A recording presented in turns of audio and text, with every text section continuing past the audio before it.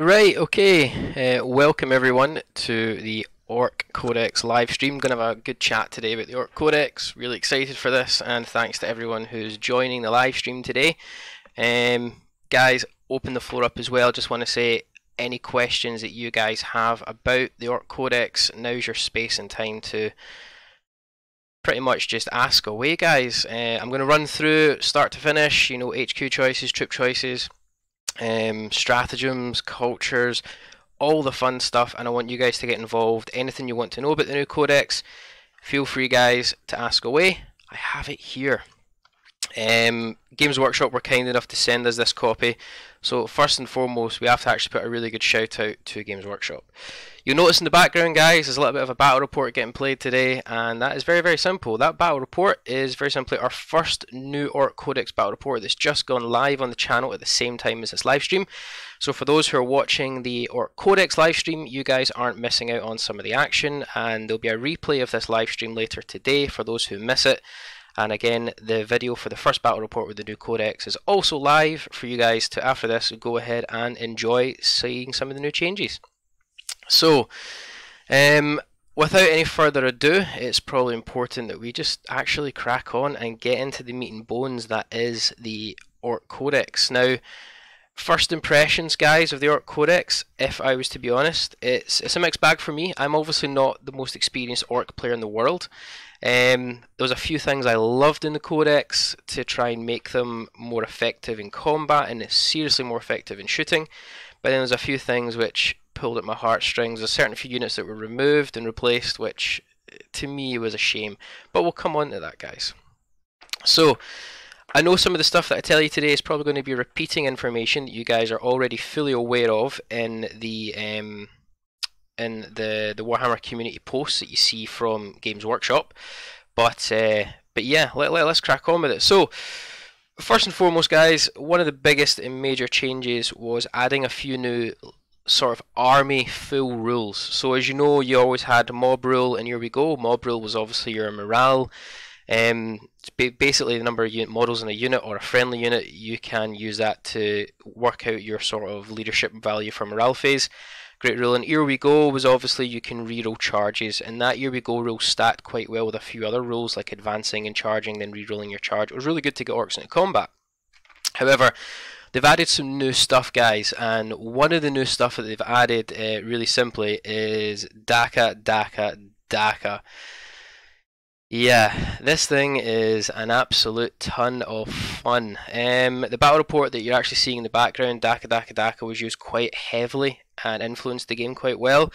Daka, guys, you'll know it already. Each time you roll an unmodified hit roll of a 6, you can attack with a ranged weapon made by a model in this unit.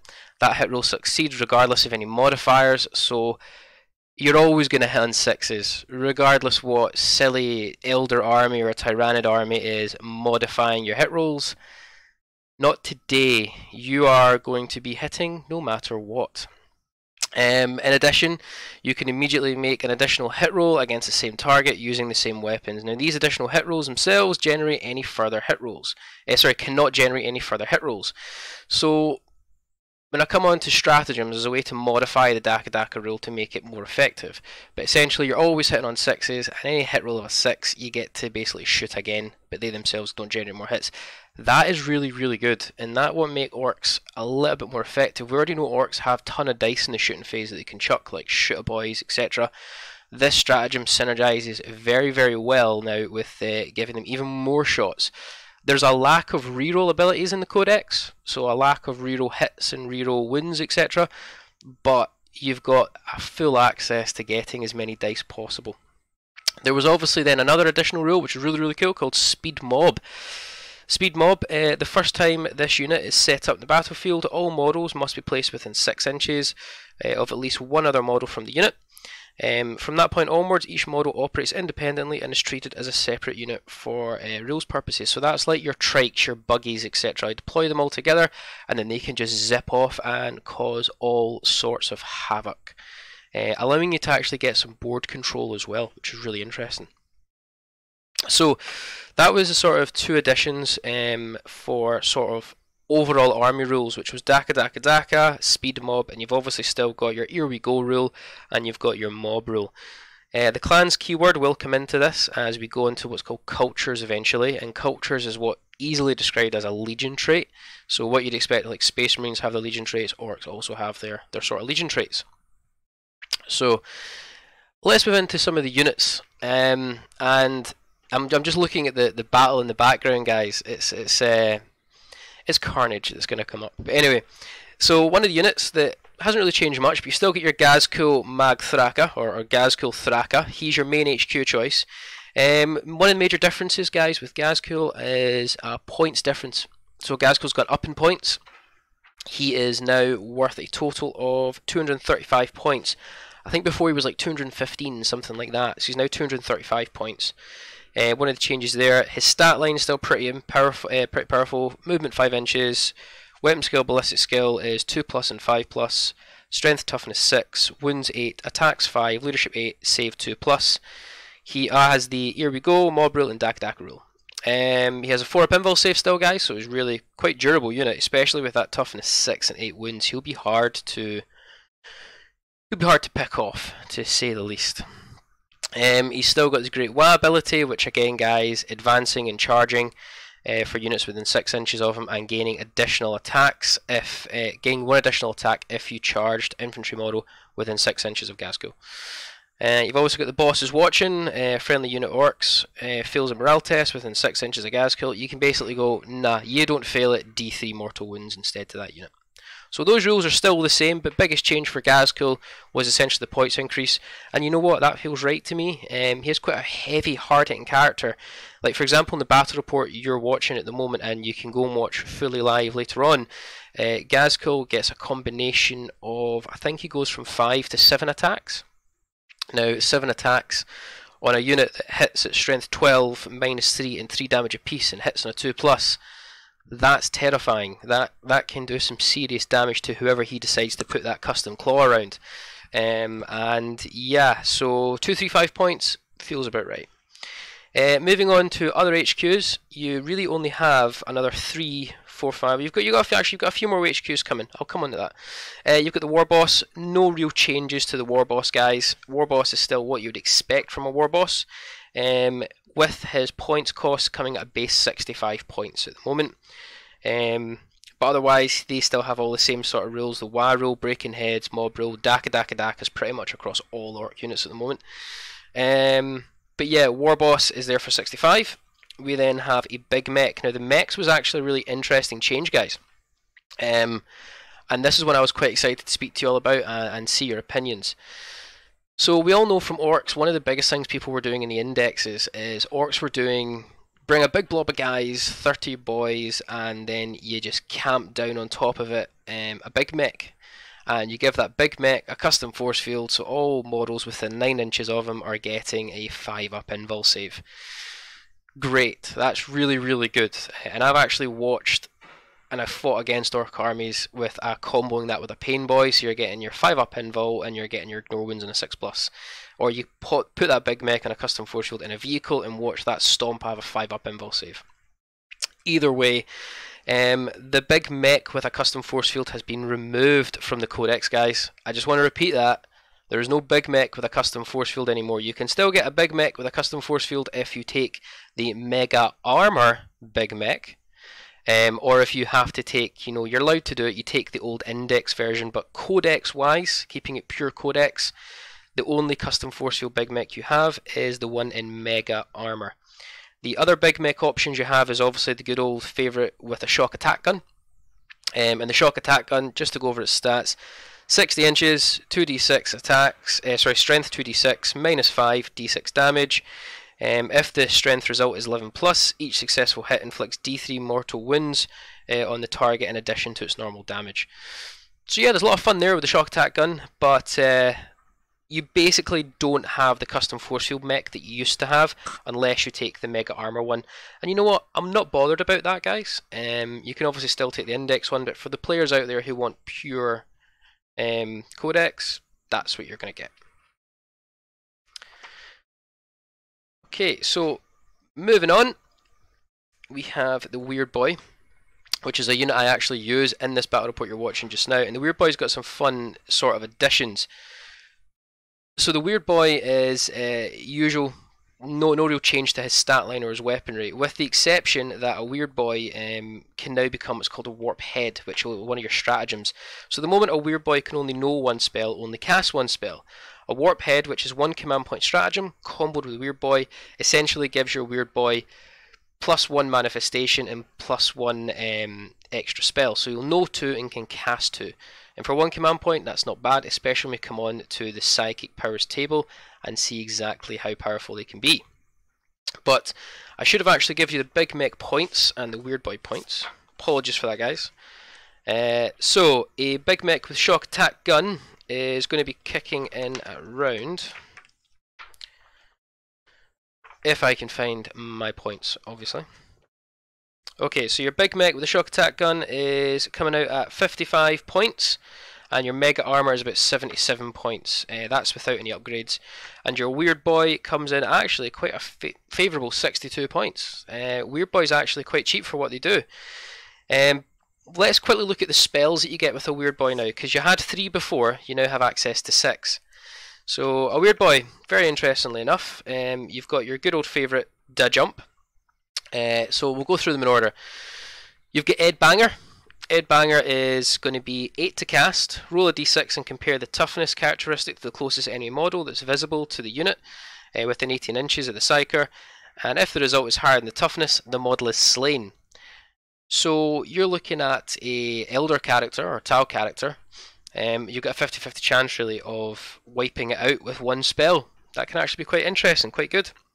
You've then got Warpath. Warp charge 7. If it's manifested, select a friendly orc unit within 18 inches and increase its attacks characteristics by 1. Now that's fun, guys. Let's not kid ourselves here. Increasing your attacks characteristic by 1 on a unit of boys can get quite scary, and we'll come on to the boys and how you can give them an obscene amount of attacks. Number 3 is the jump. You already know that already, guys. Pick a unit, redeploy them 9 inches away from another unit. Fists of Gork is Warp Charge 6. Select a friendly orc character within 12 inches of the psyker. Give it +2 attacks and +2 strength characteristics. That's good. You can make Gazkill very scary, make a war boss terrifying. Da Crunch. Now, Da Crunch I actually use in the battle report that you're seeing in the background there. Now, Da Crunch is a really good horde killer spell. It's 6 to cast, and you roll a d6 for every model in an enemy unit within 18 inches of your choice. Sorry, it's 8 to cast, sorry, not 6 to cast. 8 to cast, and you roll a d6 for every model. On roll of a 6, they suffer a mortal wound. You will then roll 2d6, and if you roll a 10+, you'll get to do it again. So on a 30-man horde unit of Chaos Demons, for example, not hinting at what happens in this game, you've got a chance to do some mortal wounds. So you can do maybe 5-6 mortal wounds for maybe every 30 rolls that you get to make. And then lastly, you've got Roar of Mork. It's manifests an 8+, subtract 1 from the leadership characteristics of any enemy units within 18 inches. So you've got a kind of a morale debuffer there if you wish. So that's your 6 spells. Edbanger, Warpath, Da Jump, Fists of Gork, Da Crunch and Roar of Mork. Back to the Weird Boy. He still has the same old-fashioned rule, which is for every 10... I believe it's for 10 models, or 10 orc models, sorry, excluding Gretchen, that are within, obviously, I believe it's within 10 inches, you get to then add +1 to your psychics, and if you ever roll a 12+, you immediately peril, and that will include your buffs from your psychic, from your adding in the watt energy of those 10 boys. So you've got to be very careful there. You can start to peril quite quickly with the Weird Boy, especially if he's too close to a horde of boys. But yeah, the Weird Boy's quite fun. Access to cool new spells, quite cheap. Could be a really good tactical addition to your force, especially to maybe get some shooter boys and redeploy them and then just daka everyone in the face. You've then got a couple more extra units. So I'm moving into sort of named characters. You've got Boss Snickrot. No sort of real changes there to his original rules. Boss Snickrot is coming in at 70 points. Really, really nice, and that includes war gear. You've then got Boss Zagstruck, who's 88 points. Again, no sort of real changes except for the Daka additions. We then have the Death Killer Wartrike. Now this is one of the new units, and the Death Killer Wartrike is coming in at 120 points base, guys. Now the Death Killer Wartrike is got movement 14 inches, weapon skill 2, ballistic skill 5, so a sort of war boss stat line there. Strength 5, toughness 6, 8 wounds, attacks 5, leadership 7, save 4+. So the Wartrike has the options of getting a couple of guns, a couple of fun guns. We've got the Killer Jet, which is essentially, it looks like it's sort of like a burner. So you've got an 8-inch burner, which we already know what burners do. You've got an 8-inch cutter, which is assault 2, strength 8, -4 d6 damage. If a target is within half of its range, you roll 2d6 and pick the highest damage result. So basically it's like sort of melter. We then have the Snag a Claw and shooting, which is assault 1, strength 4, damage 1, but you get to reroll wound rolls for attacks made with this weapon. You've then got the Twin Boomstick. This is quite a fun one. Assault 2, strength 5, 0 AP, damage 1. If hit within half range, you add 1 to the hit rolls for this weapon. Big Twin Boomstick. I love that. And you've got the Snag a Claw, which is strength 2, making the unit strength 7. -2, d3 damage, and you reroll wounds rolls for this weapon. So it's actually got an arsenal, the Wartrike, an arsenal which can dish out some serious damage. But this is where I was saying earlier some of my sad opinions unfortunately come in. It's kind of a replacement of the Warboss and a Warbike, which I was a massive fan of and we used quite a few times on the channel. Warboss and a Warbike was always a really good addition. It's gone, it's in the index, but this is essentially your replacement. And don't get me wrong, the Wartrike's a fun looking unit. It will get obviously your standard rules, but it has a few new additions, which is called Speedwa. Friendly friendly orc bikers and vehicles within 6 inches can charge even if they advanced. Pretty nice, let's be honest, let's not kid ourselves.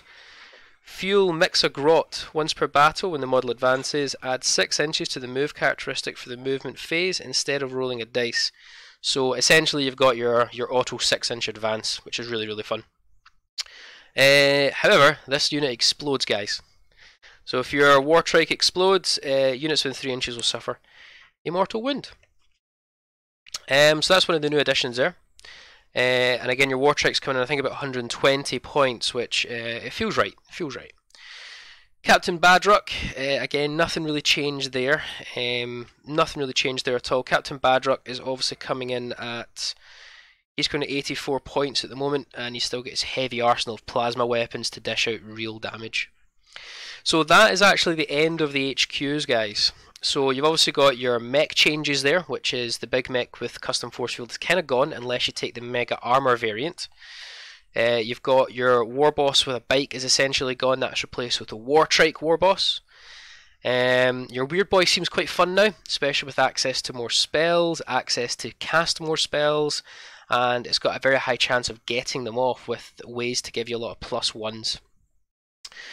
And then you've got your good old-fashioned, your favourite Snickrot, Zagstruck, Badrock, they're all in there as well. I was sad to see the big mech with custom force field go, but I understand why the decision was made. It's an old model as well. Okay, now we're going to come into the meat and bones, and this is where I'm very excited to talk about this. So, I've played one game now with the new Codex, and that's what you're kind of witnessing in the background. And again, guys, it's over on the full channel for those who want to watch it from start to finish. Orcs are scary in combat. They always were, but now they're even more scary. So, your boys. So your boys are still coming out super, super cheap. A boy is 7 points, guys. And they've got the same stat line they've always had, so no real changes there. Welcome, Lionator Gaming. Hope you're enjoying this. Again, any questions you guys have for you want to know from the Codex, you want to check out a certain unit, gonna just let me know. Wait, Big Mech... Yeah, Lionator, the big mech with the custom force field has gone.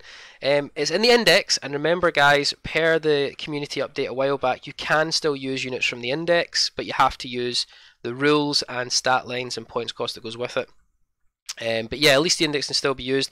You can still get a big mech with a custom force field, mate, but you have to unfortunately buy the big mega armor version. You cannot just take a standard sort of mech. But coming on to boys, and again, keep posting your questions, guys, in the chat. I will come to them. Coming to the boys, guys, so they've got your usual stat line: 2 attacks base, strength 4, toughness 4, weapon skill 3+, 5+. They have no change in rules. They still have the Green Tide ability, which is essentially more than 20 models in a unit, and you'll get an additional attack. Now this is where it comes in some interesting. So I'm going to just give you a wee chat here, and it's interesting this is on the channel at the same time. Let's not kid ourselves here. Boys, yes, Stephen Sim, they have slightly gone up in points, but you'll understand why in a minute. So with the boys, they've obviously got Here We Go in Mob Rule, Daka Daka Daka. Now Daka Daka Daka is only for shooting phase, and if you've got Slugger Choppers, which I'll most likely take, it's not that great. However, they can advance in charge when they're obviously near the War Boss or near Gazkul Thraka, and Gazkul Thraka in particular will give them an extra attack. So each boy's now getting 3 attacks apiece. Your boss nob's getting 4. If your unit's above 20, you're getting an additional attack, so each boy's now getting 4 attacks apiece, with the boss knob giving them 5, giving him 5. And if you take your Slugger Choppers, every boy is now getting 5 attacks on the charge. If you do this right, and in this battle report I do it right, every boy can get 5 attacks when they charge, when they combo up with 30 boys, when they combo up with Gazkul and take Slugger Choppers. That is going to be, I think we worked out it was something like 154 attacks from the boys in Boss Knob when you combo them up with Gazkul and the 30 boy Green Tide Rule. You can give them an additional attack as well through obviously the Wa Banner, which could make it even scarier. And then you can also, I mentioned one of the psychic powers, guys, your weird boy can give them Warpath, giving them another attack.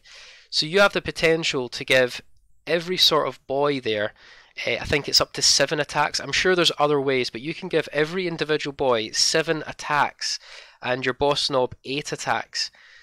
Now, I understand why 7 points seems quite balanced, and there's also stratagems to give these boys 5-up armor saves, which we'll come on to later. But yeah, I did it to the point where I got 154 attacks from boys, and trust me, you can make units evaporate with that sheer amount of dice. So yeah, boys are absolutely terrifying, and they aren't. 7 points isn't too pricey, guys, to bring to the field. I think you're looking at about 210 points without any upgrades. That gives you 30 boys, and that will give you access to basically a bucket load of dice that you can just throw at your opponent. So it's very, very dangerous. Obviously, if you make them all shooter boys, you've got your Daka Daka variant of this. Now that will mean your shooter boys are going to get, well, if you've got 30 boys, all with shooters, you're basically doing 60 shots, and every hit roll of a 6 you get to shoot again. Again, let's not kid ourselves, guys. You are getting a lot of shots, either in shooting or in combat, and you're not paying a heavy toll for these units. For example, a Necron Warrior I think is about 12, 13 points. So let's compare the two. Okay, the Necron Warrior can come back and it's got better armor, but that boy can dish out more damage in combat and potentially equal damage in shooting if they've got the right high amount of numbers. So yeah, boys are terrifying. And that's not even adding in the clan cultures, which I'll come to later.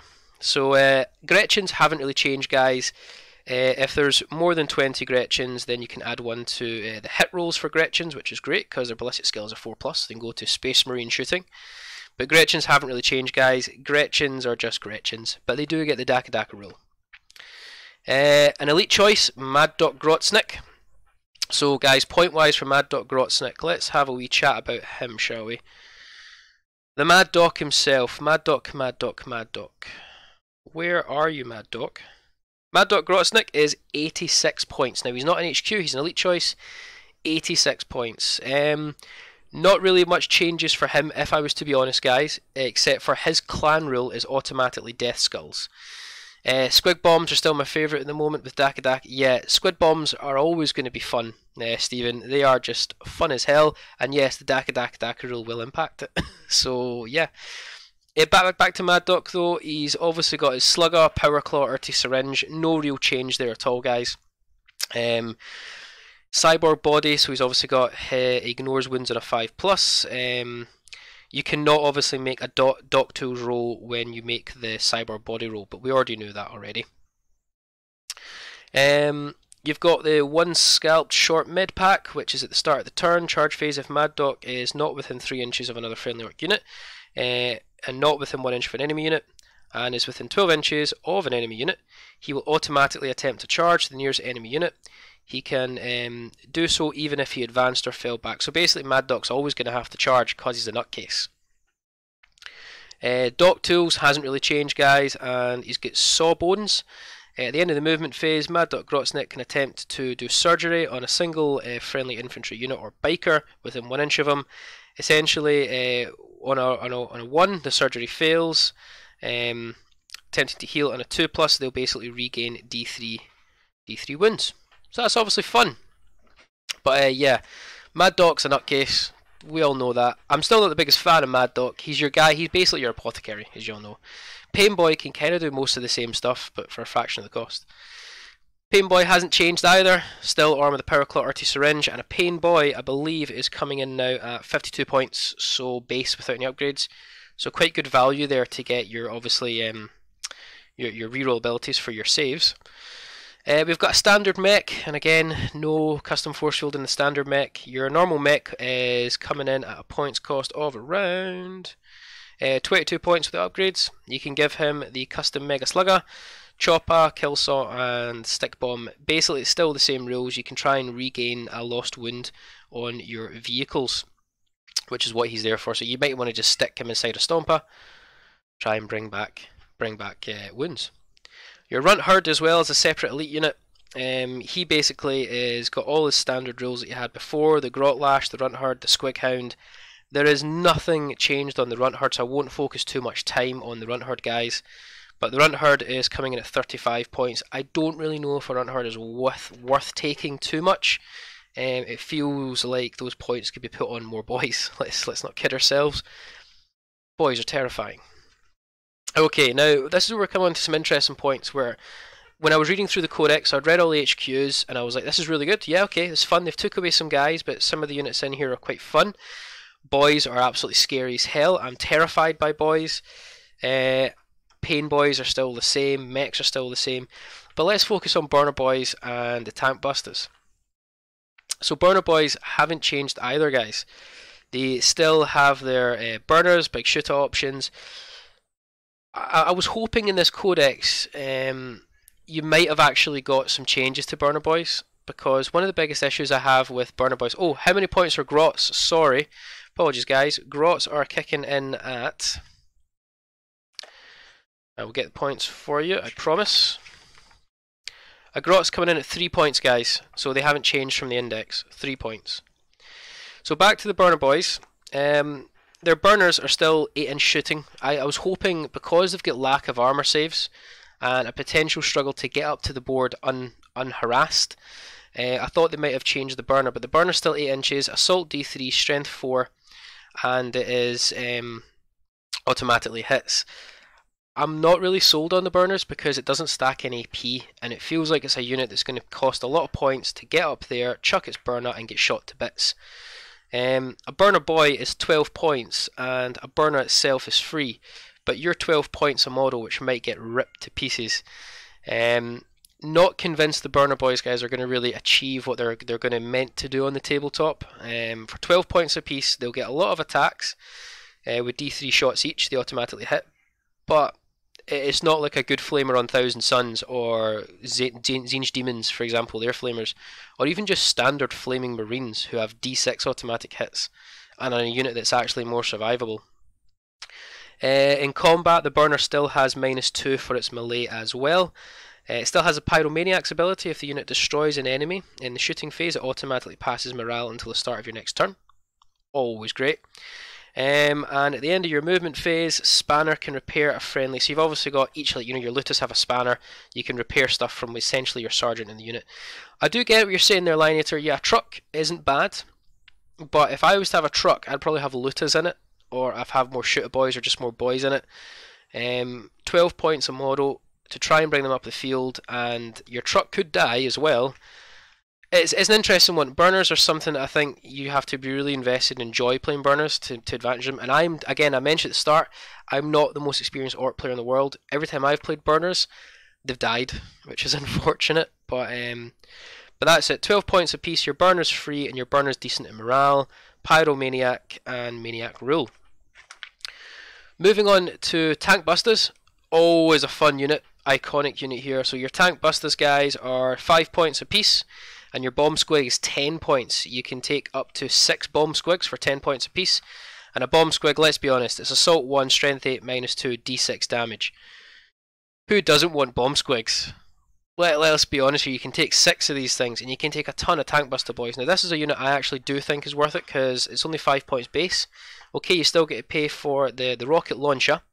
And the rocket launcher is coming in at a cool 12 points. But that feels right for a unit which the rocket itself is strength 8 minus 2, 3 damage. So yeah, the bomb squig, yes, the bomb squig will hit in 2s, guys. It will hit on 2s. Still hits on 2s. So your bomb squig, this unit seems great. Your bomb squigs seem worth it because you're going to cause damage, and your rockets with your tank busters isn't that dear. Your rockets is still strength 8 minus 2, 3 damage. Your bomb squigs, as I said, are d6 damage apiece, minus 2, strength 8. Hey little peep. And you can get a ton of them. Tank hunters as well, you can reroll hits made against vehicles. Great. Bomb squig itself, the death of bomb squig is ignored for purposes of morale, so that's also a nice wee thing to note. Yeah, rockets have always been a great addition, you're totally right. And why not have a unit of 15 of them? You're going to get some hits, and with the Daka Daka rule, you might get a couple of cheeky extra shots as well. In 2s. If it's an ability, then it would hit on 2s against Elder Flyers, right? If you're talking about the bomb squig, no, because the bomb squig says it cannot target flyers. If that's what you're asking, Retribution 83, bomb squigs specifically say they cannot target flyers. Let me know if that's what you're hinting at. But either way though, guys, tank busters are cheap, tons of access to high AP, high damage units. Your bomb squigs have a range of 18 inches, so let's be honest, you're most likely going to have your tank busters in range to do some damage quite quickly. Because it's an assault weapon as well, you remember unmodified hit rolls of a 6 are always going to hit, so you might as well just advance them up, try and get some Daka Daka hits. You might get a few rockets through and a few bomb squigs through and make your opponent cry. I'm not going to lie, that's terrifying. So yeah, tank busters are fun. Daka Daka and Wreck-It Stratagem rerolls for days. Yep, we'll come on to more stratagems soon. I'm very excited. Your knobs, guys, are still a terrifying nightmare for your opponent. Still 3 attacks base, so you've got tons of ways to get those attacks up for knobs. Knobs price, though, a price of a basic knob without any upgrades. Where are we? Is 14 points a guy, so that's actually quite expensive. But when you consider the fact that a knob is going to probably pummel whatever it wants into the ground, it's not too bad. Now, I'll speed things up because I don't want to be on this for hours, but your knobs, guys, are coming at 14 points base. Still the same access to, obviously, the weapons tools they had, the guns tools they had, and they've got the Keep in Order, which is roll a d6 for each model that flees within a unit of 3 inches of the knobs. On a 6, that model does not flee, so you can do your morale if you're doing a morale when you're orcs, because let's be honest, guys, let's be honest here, you're probably not going to flee with morale for orcs too much, and when you do, your knobs will keep them in check. Lionator, your question, I don't know if they've gone up in the index, I don't have the index to hand, so apologies for that, but I'm sure in the comments when this is posted someone can correct us there. A knob with a WA banner, one of the good old favourites, guys, because you're still giving your guys more attacks. A knob with a WA banner is coming in at 75 points. Now that feels right to me. 75 points for a banner unit. They're usually around about 60-70. That's not too bad. I should have mentioned knobs are, I think I said when I said to tank busters and burner boys, it's a spanner. That's obviously your sort of sergeant. And the boys do get a boss knob. They do get a boss knob, guys, which is, the boss knob is basically your power clawing crazy guy. That's your sergeant. So they are still there. Your knobs are still there, guys. Apologies for that. So yeah, you've got all your options, your power claws, your big choppers, your big shooters, your custom shooters. The knobs are not really changed much, guys, just 14 points there. A knob with a WA banner, again, you're adding additional attack in the fight phase for units within 6 inches of the WA banner, and it has also the Keep in Order unit rule, so any unit that flees within 6 inches of the knob with a WA banner, within 3 inches, ignores their fleeing unit on a 6+. So that's always good. WA banner itself is strength +2, making the unit strength 7, and 2 damage apiece. No AP, but 2 damage apiece. So moving on to Mega Knobs, and I'm trying to speed this up because this book is huge. Mega Knobs is 20 points a piece. I don't know if that's gone up or down. I think it's actually gone down, guys. I think they're about 24, 26 points a piece. I think they're now down to 20 points a piece. Stat line's pretty nifty. 3 attacks base, strength 5, toughness 4. Still got access to all the rules they used to have, so there's been no changes to their loadouts. They've got access to all the rockets, the shooters, the custom claws, the kill saws. Nothing has changed there.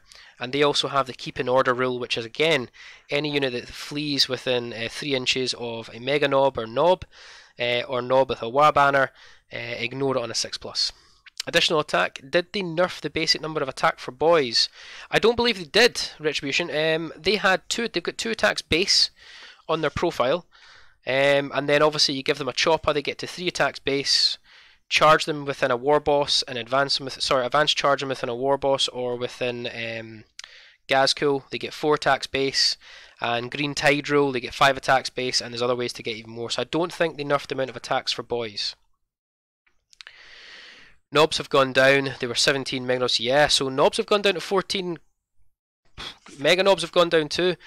You can't complain then. You're going to fit more units in. So that's great. That's great. And they feel right at 20 points for a mega knob and 14 points for a knob. That feels fair because the amount of damage they can dish out potentially in combat can be quite frightening. And a mega knob, as we all know, is a 2-up armor save, so that's always tough to try and chew through. Any points, questions about index, I can check. Thank you, Lionator. On hand as always. Thank you very much. So you've then got your knobs and a war bike. Again, no real changes here, guys. You've still got the keep in order rule, but all knobs have. They have the exact same loadout. A Daka gun is still assault 3, strength 5. There's no real change there at all, guys. Strength 5 base, 4-up armor save, toughness 5, wounds 3, attacks 3, weapon skill 3, moves 14 inches. No real change, guys, on the knob war bikes. Let's go check their points, however. They are 38 points a bike. 38 points a bike to me seems excessive. You are getting a lot of attacks, but it seems excessive. Let me know your thoughts in there, guys, about the war bikes if you feel 38 points is a bit high. Commandos. So commandos are still the same as ever. Stat line still the same, guys. Access to their arsenal is still the same. No change there. They've got the sneaky gets rule. Add 2 instead of 1 to saving throws when they're benefiting from cover, which is always really good. So they'll go to that'll be a 4-up save when they're in cover. Throat slitters. Add 1 to the wound rolls for attacks made for a unit with its melee weapons when targeting an enemy that's wholly within terrain. So if you kill something or wound something in terrain, you can add 1 to the wound rolls. And Cunning Infiltrator is essentially as a redeployment within 9 inches. Yes. It will be on the channel afterwards, so do not worry, Retribution. Commandos are coming in at 8 points a model. That seems ridiculously cheap. Let's not kid ourselves here. Yes, and for those who are asking, this video will be uploaded in the replay on the channel later because there's a lot to cover. So yeah, they will be up there. But again, anyway, guys, your commandos are 8 points a piece, still the same sort of loadouts, etc. You then have, so going on from your knobs and a war bike, we now go on to the war bikers themselves. So your war bikers, guys, are going to be 23 points a piece, and I actually think that's slightly down in points. I think the war bikes have gone down, which is great, and again, there is actually 0 change to war bikes at all. So there's no real point in me going through that in any great detail. War bikes are still exactly the same as they were before, except for the points. I think there's a slight points reduction. I know you're saying there, Lionator, that 42 points when the index for a knob and a war bike down to 38. 38 still feels excessive, in my opinion. We're now coming on to some of the new units in the Codex, which is Custom Booster Blasters and Shock Jump Dragsters. And then we also have the Bomb Daka Snazwagons. Oh, that's a tongue twister. So, let's start with the first one. We've got the Custom Booster Blasters. That is going to be 100 points, and you can take a unit of 1 to 3. 100 points. Okay. It comes with weapon skill 4, ballistic skill 5, movement 12 inches, strength 5, toughness 6, wounds 8, attacks 4, leadership 6, save 4+. Its loadout will have the Burner Exhaust, which is 8 inches, Assault D3, Strength 4, AP 0, Damage 1, automatically hits targets. That's his exhaust pipe, guys. We've got the Grot Blaster, which we all know what a Grot Blaster is. That'll be from the crew. It's got a rivet cannon, which is 36 inches, assault 6, strength 7, -2, 2 damage apiece. It's got stick bombs, we all know that. However, it does have the Grot Runner rule, which is add 1 to the hit rolls when made for units with a Grot Blaster. It's got the riding shotgun. When this model shoots, it can throw a grenade and shoot with its pistols in addition to any other weapons. That's an interesting one, guys. That's good. That's very good. That's getting extra shots to try and get your Daka. Spiked Ram. Each time this model finishes a charge move, select an enemy unit within 1 inch and roll a d6 and a 4+. They'll suffer d3 mortal wounds. Oh, I can now see why this unit's 100 points. It is dishing out damage for days. And if it explodes, units within 6 inches will suffer d3 mortal wounds. Okay, I need to get me a booster blaster, that's for sure. Moving on, we then have the Shock Jump Dragstas, which is 108 points, units 1 to 3.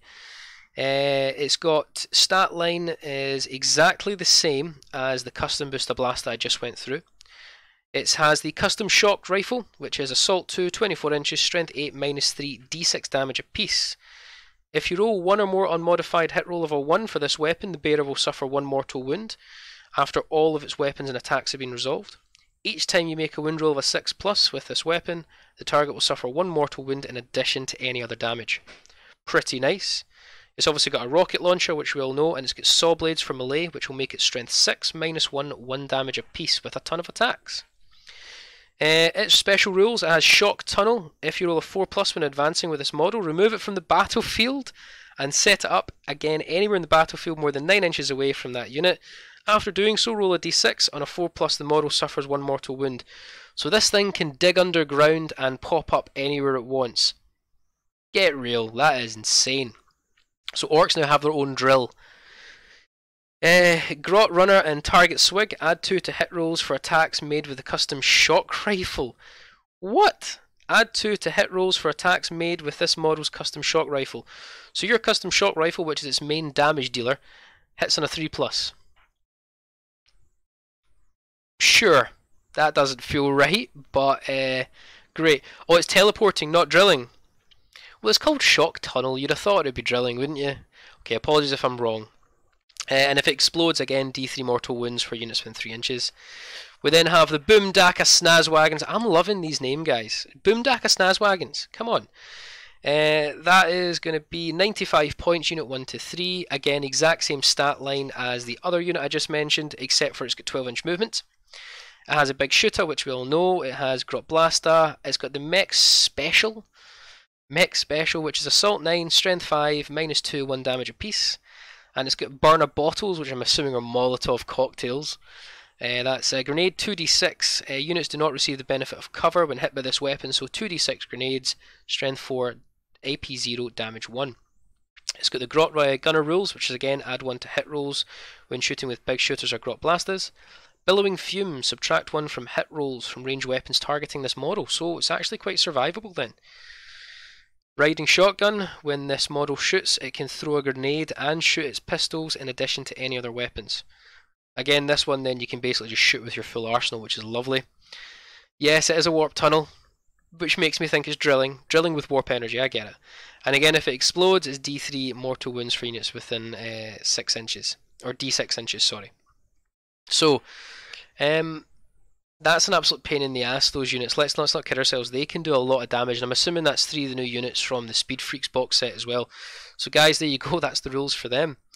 We then have the Megatrax Scrap Jets, and they are 90 points apiece, units 1 to 3. Different stats. It's movement 10, weapon skill, ballistic skill the same, strength 6, toughness 6, wounds 9, attacks 4, leadership 6, and save 4+. It's got a rocket cannon, which is 24 inches, assault 2d3, strength 8, -2, 3 damage apiece. Tons of big shooters. Wing missiles. One of these can be shot. It's assault 1, 24 inches, strength 8, -2, 3 damage. Add 1 to hit rolls when you're targeting a vehicle, and subtract 1 to hit rolls for any other targets. It's got a nose drill, which is going to make you strength 8, -2, d3 damage. These new vehicles are mental. These are absolutely insane, but this is what you'd expect from Orks. We also then have spiked ram, which you know already, and exploding, which is same as the other units I've just read out. We then have some squid buggies, which is the Rucka Truck Squig buggies. The Rucka Truck Squid buggy is 140 points a piece, and it's unit 1 to 3, so these are super expensive actually. Stat lines, movement 10, attacks ballistic still the same, strength 5, toughness 6, wounds 9, attacks 4, leadership strength 6, save 4 plus. It's got a ton of arsenal and weapons though, so you probably want to listen out to this, guys. It's got a heavy squig launcher, which has 3 profiles, a bile squig, a bitey squig, and a boom squig. So the bile squig is 36 inches like the rest of the other guns there. It's assault 2d6. Its strength is quite unique. It always wins on a 4 plus when targeting a vehicle or Titanic, and in case of any other units it's a 6 plus it will win, so that's why your strength is ignored. It's 0 AP damage 1, or the bitey is assault 2, strength 5, minus 3 damage 2, or the boomy is assault 2d3, strength 6, minus 1 d3 damage. Wow, there's a shotgun on there as well, which we all know is all fun. And it's got a squig launcher, so it's got a heavy squig launcher and a squig launcher. This thing's just shooting squigs for days. Again, it's got same stat lines for the squid launcher as the heavy squig launcher, with the exception of number of shots. So you've got your bile, bitey, and boom. Again, same stat lines, except for the bile for the squig launcher is assault d6, the bitey is only assault 1, and the boom is assault d3. You've got a stick squig, which is a grenade for d6 attacks. It's strength 3, AP dash, 1 damage. And saw blades, which is going to be making you strength 6, minus 1, damage 1. I'm running out of breath. These things are absolutely squigs for days, as you just said, Lineator, and armed to the hilt. It's got grot gunner rules, riding shotgun rules, but it's got a squig mine rule. Now, for those who maybe can't see, this rule is massive, so bear with me while I get my reading glasses on. Squig mine. Once per battle in the movement phase, this model can deploy a squig mine. At any point during the model's move, place a squig mine within 1 inch of it, and more than 3 inches away from enemy models. The squig mine is represented by the squig mine model, but does not count as a model for any rule purposes. For the start of the next phase, that squig mine is detonated if a unit, friend or foe, moves within 3 inches of it. Resolve the detonation after a unit that detonated it has ended its move. When a squig mine is detonated on a d6, a 2 or 3 it inflicts 1 mortal wound. After it's detonated on a 4 or 5, it's d3 mortal wounds. On a 6, it's 3 mortal wounds. You know what you do with that? You plant that on an objective when you've got an objective based game, and you watch your opponent go on the mine and blow himself up. Yeah. Wow. Okay. And the squig buggies, I think I mentioned, guys, are super dear. I'm now going to move on to Storm Boys. I'm not going to touch on them too much because their rules are exactly the same. Their loadout's exactly the same. But just to give you an idea, they're 9 points a model, unmodified, without any upgrades. Death Copters haven't changed either, guys. They are still exactly the same as what they were before, with a important exception that they've gone down in points, I believe. They're now 30 points for a unit of 1 to 5. So no real change there except for possible points drops. And then we come on to the cannons and mech guns, and this is where it was sad. They've removed cannons and lobas, which is sad to say, guys, because they were fun. It had an artillery line of grot cannons. All gone is sad, and we all love them, don't we, guys? So I'm sorry about that, but you still have your bubble chucker, custom mega cannon, smasher, and tractor cannon. No real changes to there except for possibly some points. So your mech guns, when you purchase a mech gun, guys, it's going to be 15 points, unit 1 to 6. Bubble chucker's 30 points. Custom mega cannon is 45 points. Smasher gun, 16 points. Tractor cannon, 30 points. So quite a few things there, guys, but I won't focus on that too much. Battle Wagon, again, is exactly the same, guys. There is no difference to the Battle Wagon rules or stat line whatsoever, with the exception that a Battle Wagon, I believe, if I can find the thing, is 120 points. So a Battle Wagon is 120 points. No difference really there. You've got a Gun Wagon now. And a gun wagon is 140 points. It's another variant of a battle wagon. Again, the stat line is pretty much the same, with the exception of its loadout. So essentially it gets... In fact, no, I think it gets the exact same equipment, with the exception of it has a the rule called periscope. If a model remains stationary, it moves under half its speed in its movement phase. It can shoot twice in the following phase with its cannon, kill cannon, or zap gun. So basically a gun wagon is a battle wagon, which if you keep it stationary or move slightly, you can double tap it. That's fair enough. And that's slightly dearer. We've then got a bone breaker. A bone breaker is 140 points, and you'd expect by the name, this is essentially a combat variant. It's the same as a battle wagon, with the exception it has the bone breaker ram. Add d6 to the attacks characteristics for this model in the fight phase until the end of the phase if it made a charge move. So you've got your gun wagon, battle wagon, and bone breaker. That's really it. There's not much more to say, guys. And yes, they did drop back massively in points, which is always really, really handy. I'm going to just restart that battle report for those who may not have had the chance to see it, because it will be in a moment. The battle report's about to end in the background, guys. That's how long I've been on this. Killer cans are exactly the same, guys. You can add one to their attacks characteristics in units that contain 3 or more. A killer can without any upgrades is coming in at 40 points. Death Dreads, again, haven't changed at all either. Still the same loadout, still the same options, with the Death Dread coming in at 55 points base without any upgrades. Morkanaut and Gorkanaut, unfortunately, guys, not much to say there, except for they are still exactly the same. Stat-wise, their 18 wounds might have changed, but I think 18 wounds what they had before. Their loadouts are the same, their rules are still exactly the same, with Morkanaut, however, going on to 220 points, not including war gear, and Gorkanaut is 250 points, not including war gear.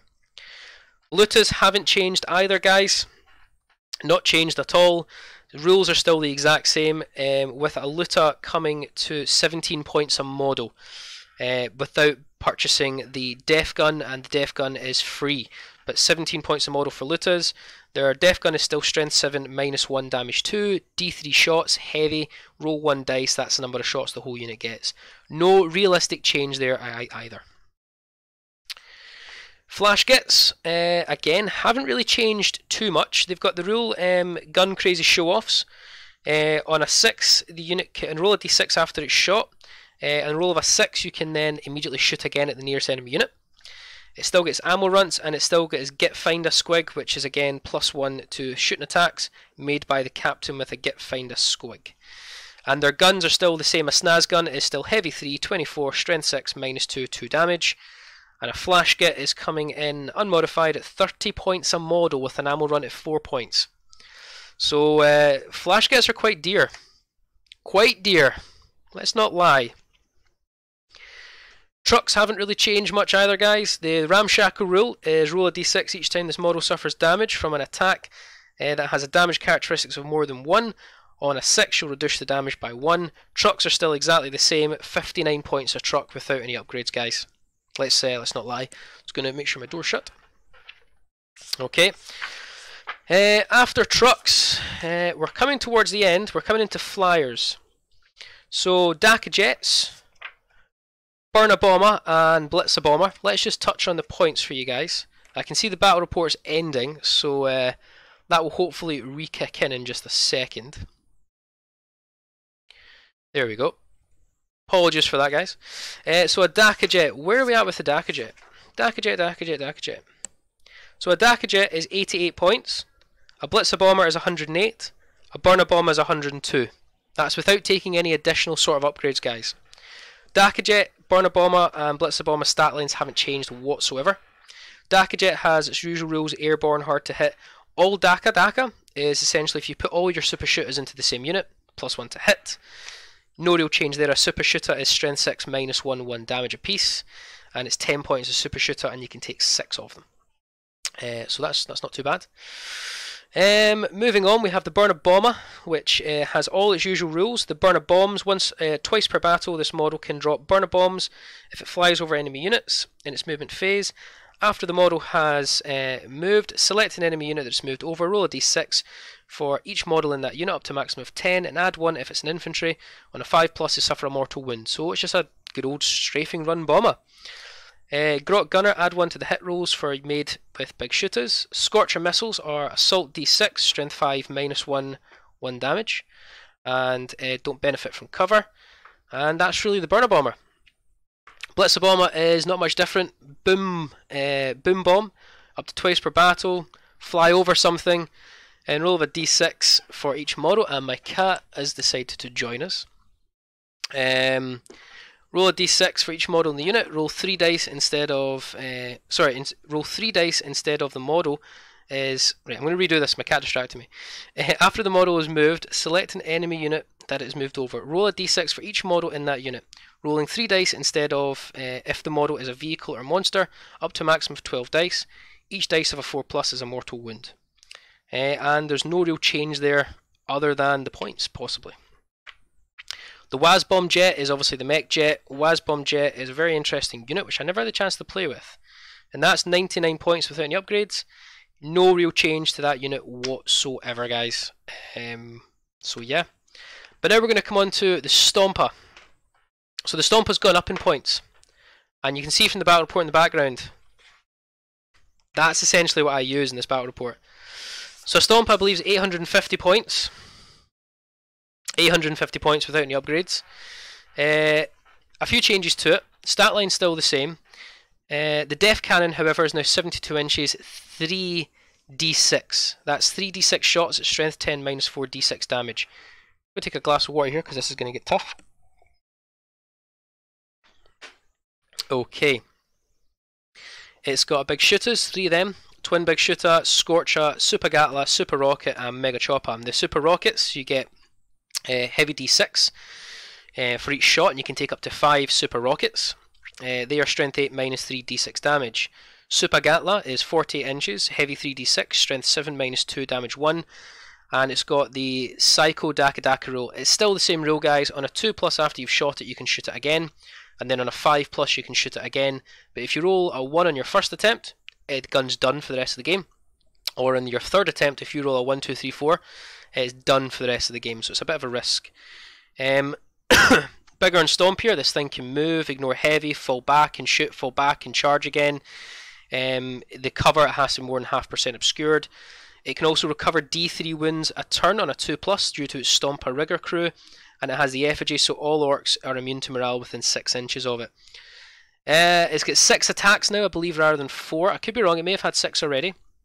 And its Mega Chopper is strength 20, -5, 6 damage apiece. And it can use Slash version, which will give him 18 attacks, strength 10, -2, D3 damage apiece. Scary. But this is why I want to still talk about the Stomper. You've got the new unit, the Mech Boy Workshop. So the Mech Boy Workshop is a new fun piece of kit. That is 80 points. It is essentially got the tons of abilities. And I'm going to read through these with you, and I'd like you to be really patient with me. I know you're saying it's still overpriced. No. Watch this battle report, Lineator. It's not overpriced. You'll see why. You'll see why later. And again, the battle report's live for you to go and check out now. So the Mech Boy Workshop, it's an orc structure. After it's set up, a Mech Boy Workshop is treated as a terrain feature. It cannot move, nor is it treated as a friendly or enemy model. It cannot be targeted or affected by attacks or abilities. You camp this thing. It's got the Mech Grabbing Claw at the start of any fight phase before any unit has been chosen to fight. One orc infantry unit from your army that is within 1 inch of this model can operate the Mech Boy Workshop's Grabbing Claw. If it does so, select an enemy unit within 1 inch of this model and roll a d6. On a 4+, the enemy unit suffers d3 mortal wounds. Great. Custom job. At the end of your movement phase, one orc vehicle from your army that is within 1 inch of this model can receive a custom job. If it does so until the end of the turn, the unit cannot shoot or charge, and its attacks characteristic of this model is reduced to 1. But you can choose to resolve one of the following effects. More speed. Until the end of your movement phase, increase the move characteristics of the model by 6 inches. In addition, roll a d6 to see if the unit receives something extra special. On the roll of a 6, add 1 to the charge roll for that unit for the rest of the battle. I then can have more rivets, which is that unit regains D3 mortal wounds if there is a big mech or mech from your army within 1 inch of this model, and has not used the big mechanic or mechanic ability to repair the vehicle this turn. It can oversee a custom job. If it does so, the unit regains 3 lost wounds instead of D3, and the model that oversaw the custom job cannot use the big mechanic or mechanic ability this turn. In addition, roll a D6 to see if it receives something extra special. On a roll of a 6, you can add 1 to the toughness characteristics for that model for the rest of the battle. Wow, so you can make your vehicles very tough or very fast. But then there's the third one, and this is my favourite. More DACA. Choose one weapon, excluding a bubble chucker, that a model, and this is going to be my stomper, that a model in that unit is equipped with. The next time that model from that unit fires that weapon, the weapon makes the maximum number of attacks. So for your custom kill cannon, where it's 3d6 cannon shots, you're now going to make it 3d6. Sorry. You'll make it 18 shots, because you'll get the maximum, so you'll get 18 cannon shots, or 18 Super Gatla shots. In addition, roll a d6 for something special. On a roll of a 6, the weapon's damage characteristic is increased by 1 for the rest of the battle. So, guys, what that means is your damage characteristics can go up to d6 plus 1 for your cannons, or your Super Gatla damage 2, which means you're now going to just remove Terminators at will. Get a mech shop, guys. Get a Mech Boy workshop. Random shots with David's dice rolls. Oof. Thanks DJ, and thanks for the donation. Thanks very much, buddy. But yeah, the mech shop is a piece of filth. Give that to a Stomper, and your custom cannon with the DACA rule, you will murder things. It's very scary. And again, the mech shop, guys, comes for a measly 80 points, and it cannot be destroyed essentially because it becomes a piece of terrain. Great.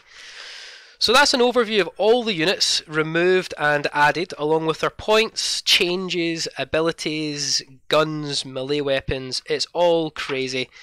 We're going to move into something interesting, guys, and this is us coming to probably the close for this video. Oh sorry, the Stomp has actually gone down in points, 50 points cheaper. Great, excellent. I would say you'll see what it does in the battle report again, Lineator. It's worth it. So you've got the Culture's ability, which is Central Legion traits. Now you have to be Battle Forged for this, and you will also gain the ability called This Is Ours, Zog Off, which is essentially control of an objective because you're a troop choice. Now the Clan Cultures, all units will get a Clan Culture, except for things in a super heavy auxiliary detachment. So that will exclude, for example, your Stompa if he's brought alone. Your Clan Culture is very simple. Let's run through them. So Goths is each time you make an unmodified hit roll of a 6 with a melee weapon, this culture will immediately make an additional attack against the same target. Now these additional attacks cannot resolve extra attacks themselves. So when I was mentioning earlier 145 attacks, 154 attacks from boys with Goths, yeah, you're going to get more than 154 attacks, trust me. Bad Mooms, armed to the teeth, reroll hit rolls of 1 made for attacks in the shooting phase. Evil Sun, the red ones go faster. Add 1 to the movement characteristics for models with this culture, adding 2 if the model is a speed freak, and add 1 to advance and charge rolls for them. In addition, models with this culture do not suffer the penalty for hit rolls when they advance and fire assault weapons. Death Skulls, Lucky Blue Gits. Models with this culture have a 6-up invul save. In addition, you can reroll a single hit roll or single wound roll or single damage roll for each unit with this culture each time it shoots or fights. In addition, infantry units with this culture gain the This Is Ours Zagoff ability even if they do not have the troop keyword, so they'll get objectives secured without even being troops. Snake Bites, the old ways. Roll a d6 for each model with this culture. If it loses a wound, on a 6 it is not lost. If the model has a similar ability, you can choose which ability the model... or like Ramshackle, for example, you can choose which ability to use when it loses a wound. You cannot use both. Blood Axes, which is Tactics. A unit with this culture gains the benefit of cover, even while they are not entirely within a terrain feature, if an enemy model is making an attack and if it is at least 18 inches away. In addition, units with this culture can shoot or charge, but not both, even if they fell back in the same turn. So let's just double check that. A unit with this culture gains the benefit of cover, even if they are not entirely on or in a terrain feature. if the enemy model making an attack is at least 18 inches away. Right, okay, so you can get the benefit of cover if you've got the range. And then you've got freebooters, competitive streak, add 1 to the hit rolls for attacks made by models with this culture. Any other friendly unit with this culture within 24 inches has destroyed an enemy unit that phase. So you destroy a unit, you get +1 for your remaining hits for that phase. Would you say there's enough DACA though? DJ, there's definitely enough DACA. No, there's never enough DACA. Never enough DACA. So that's your cultures. I'll come on to the warlord traits really quickly for you. So you've obviously got your standard warlord traits. Follow me, lads. Brutal and cunning, big killer boss, cunning but brutal, hard as nails, and might is right. These are your non-culture warlord traits. So the standard ones, follow me, lads. Your warlord gains the Wah and Breaking Heads abilities. If your warlord already has the abilities, you increase the range by 3 inches. And if your army is Battleforged, you get 1 additional command point. Big Killer Boss, add 1 to the wound rolls for your warlord's attacks if it attacks a vehicle or monster. Hard as Nails, add 1 to your warlord's toughness. Brutal but Cunning, you can reroll hit rolls in the fight phase for attacks made by your warlord. In addition, add 1 to the damage characteristic of your warlord's melee weapons in the same turn if they finished a charge move, were charged, or performed heroic intervention. Cunning but Brutal, at the start of the first battle round but before the battle begins, you can remove your warlord and up to D3 clan units from the battlefield and redeploy them within 9 inches away, obviously, or within your deployment zone, actually, that'll be. And deployment section, yes, it'll be in your deployment zone for the mission you're playing. And if you pick a transport, units embarked must remain inside, so when it is removed, they're set up again. And might is right, add 1 to your warlord's strength and attacks. Can't really go wrong with that. The clan ones, so Bad Moons is 4-up invul save to your warlord. Blood Axes is your warlord on the battlefield. Roll a dice for each command point that's spent. On a 6+, it's immediately refunded. Death Skulls, reroll wound rolls of 1 for attacks made with your warlord when it targets a vehicle. In addition, in the shooting phase, this warlord can target enemy characters within 18 inches even if it's not the closest. Shooting's not so great. Evil Sons, your warlord and friendly Evil Sons units within 6 inches can charge even if they fell back. Freebooters, reroll hit rolls of 1 for attacks made from friendly freebooters units in the fight phase that are within 6 inches of your warlord. Goths, your warlord gets 1 extra attack, so Gazkul becomes more terrifying than he already is. And Snakebites, I love the name of this, surely as a Squigoth. You can reroll morale for friendly Snakebite units within 6 inches of your warlord. In addition, friendly Snakebite Gretchen will automatically pass morale within 12 inches of your warlord. So that's all the warlord traits, some pretty nifty, fun stuff. I'll just quickly touch on some of the upgrades you can get. These are called Shiny Gubbins. These are your relics. So you've got the Dead Shiny Shooter, which replaces a custom shooter, and it's Assault 12, Strength 4, -1, Damage 1 for 18 inches. You've got the Head Whopper's Kill Chopper, which replaces a Big Chopper, which is Strength +2, -2, 2 damage. Wound rolls of a 6 inflict 2 mortal wounds instead of the normal damage. Super Cyborg Body, which is roll a d6 every time you lose a wound. On a 5+, it's not lost. You cannot make Dock Tools for that though. The Killer Claw, which replaces a Power Claw. You can reroll wound rolls for this model. ×2 strength, AP -3, 3 damage. Scorched Git Bones, +1 to your Psychic cast. Git Stopper Shells, a model with a custom shooter, combi weapon or Scorcher combi weapon or rocket launcher. Add 1 to the strength damage characteristics when the shooter or custom shooter profile. In addition, improve the AP of the weapon's shooter or custom shooter profile by 1. So if it's AP 1, it becomes AP -2. The Lucky Stick for Goths only though, so that's your ones I just read out there are non-Legion ones. The Lucky Stick, add 1 to the hit rolls for attacks made by friendly Goth character models when they're within 6 inches of the bearer in the fight phase. In addition, you can reroll hit rolls, wind rolls for attacks from the bearer in the fight phase. Morgrog's Thinking Cap, which is for Blood Axes. If the bearer is your warlord, you can generate a second warlord trait. If the bearer is not your warlord, generate a warlord trait for them. Note that the bearer is only regarded as your warlord for the purposes of warlord trait. The same warlord trait cannot be generated for both the bearer and the warlord. Resmika's Redder Armor. Evil Sons only, add 1 to the move characteristics of a transport while the bearer is embarked within it. In addition, the bearer is embarked at the start of your movement phase. Roll a d6. Each enemy unit within 1 inch of the transport The bearer is embarked within. On a 4+, they suffer D3 mortal wounds. The Gobshot Thunderbuss, Bad Moons. Oh, they got a Thunderbuss. It replaces a custom shooter, combi weapon, Scorcher, or a combi weapon with rocket launcher. And it's a heavy 2d6, strength 12, strength 5, -1, 1 damage, automatically hits. Oh my lord. That's shocking.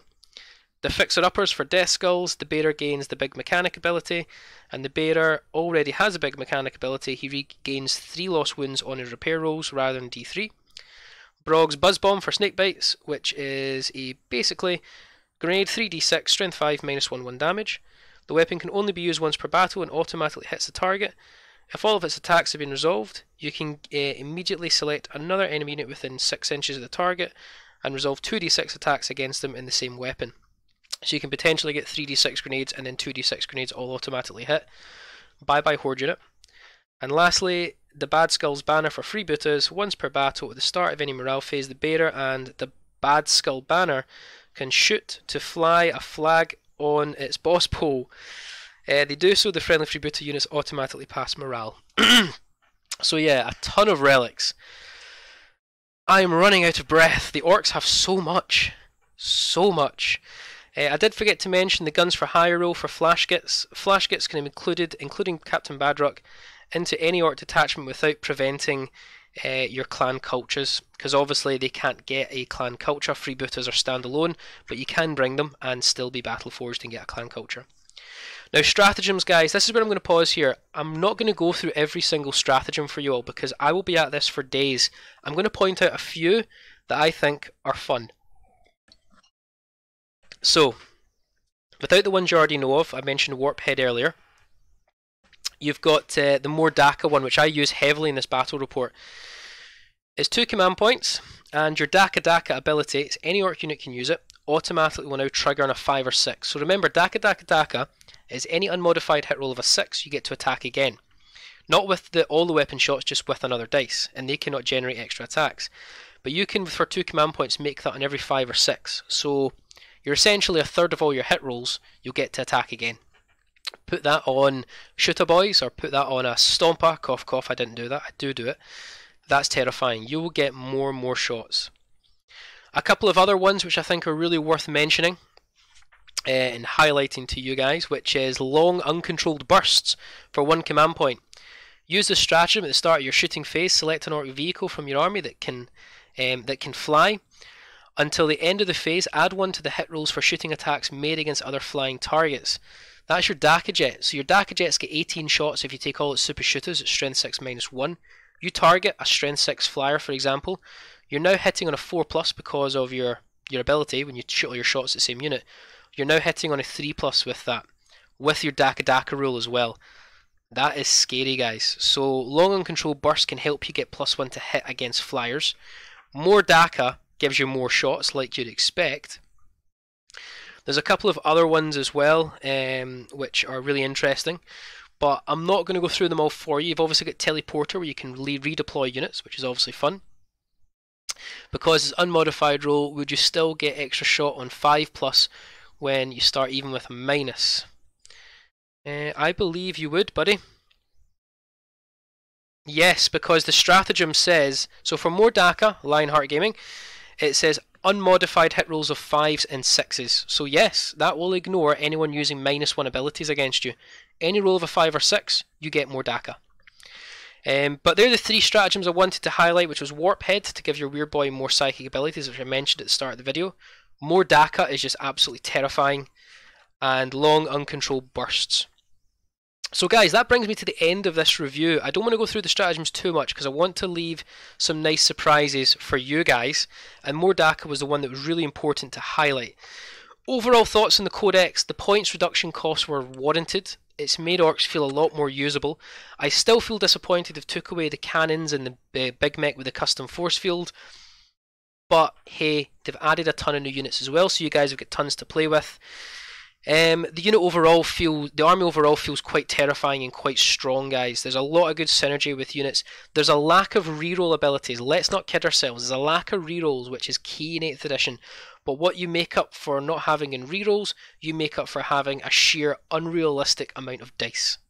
That you probably don't own that many dice to throw at your opponent, and you'll have to quickly pop to your nearby hobby shop and buy more dice.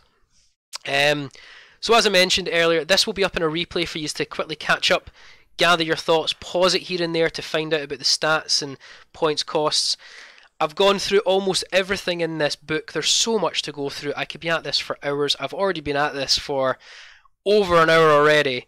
But guys, my honest thought says it's a ton of fun, and that's how Orks should be, a ton of fun. I really hope you guys have enjoyed this and watched it, and thanks again as well, guys, for all of your... Thank you, Lionheart, that's appreciate the donation, buddy. But thanks a lot for your questions, your opinions, your input, to everyone who was helping with the points costs in this chat. Thanks very much. It's been an absolute pleasure, and I hope you guys enjoy the Codex. It'll be in stores very, very soon. A big shout out to Games Workshop for giving us early access to this. Now that you've watched this, head on over to our battle report where you have Orcs versus Chaos Demons of Khorne, 1750 points. I'm bringing a Stompa, Ross is bringing Scarbrand. We'll duke it out. See you soon, guys.